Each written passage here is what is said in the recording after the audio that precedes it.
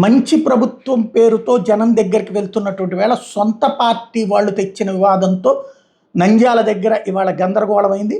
నంద్యాల దగ్గర మాజీ మంత్రి ఏరాస్ ప్రతాప్ రెడ్డి ఏమో ఎంపీ శబరితో సాన్నిహిత్యంతో వాళ్ళు కలిసి చూస్తున్నారు. అక్కడ ఎమ్మెల్యే రాజశేఖర్ని పట్టించుకోవట్లేదు శబరి. రాజశేఖర్ రెడ్డి వచ్చేటప్పటికి శబరిని పట్టించుకోవట్లేదు, శబరిని రాజశేఖర్ రెడ్డి పట్టించుకోవట్లేదు. ఈ కారణంగా వాళ్ళిద్దరి మధ్యన వివాదం ముదిరి పాకాన పడుతుంది. తాజాగా బుడ్డా రాజశేఖర రెడ్డికి చెప్పకుండా అక్కడికి ఏరాస్ ప్రతాప్ రెడ్డిని తీసుకుని శబరి వెళ్ళిందట. దీంతో ఎంపీ గోబ్యాక్ అంటూ నినాదాలు, ఏరాస్ ప్రతాప్ రెడ్డి ఇంటి మీద దాడి, అద్దాలు ధ్వంసం చేయడం, ఏరాస్ మీదకి వెళ్ళినటువంటి సంఘటన సంచలనం సృష్టించింది. తాజాగా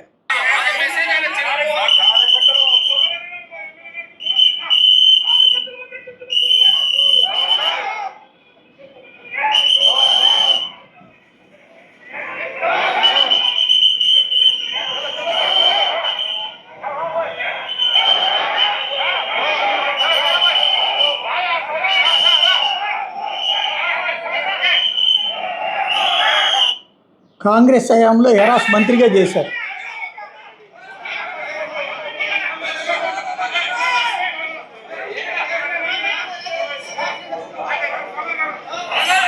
ఇప్పుడు అక్కడ ఎంపీ ఎమ్మెల్యేల మధ్యన మరి సమన్వయం పార్టీ అధినాయకత్వం చేస్తుందా, వాళ్లే చేసుకుంటారనే చూడాలి.